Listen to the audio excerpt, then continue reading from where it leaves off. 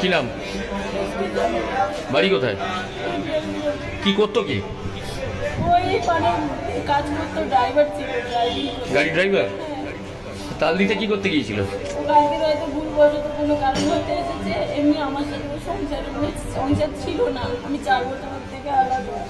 আমার বাবা তো তাদের কাছে যাওয়া আসা করতো। ও কিন্তু চুরি চিন্তাই কোনোদিন করতো না। এই যে পিটিএম এর কি মনে হয় চুরি করেছিল?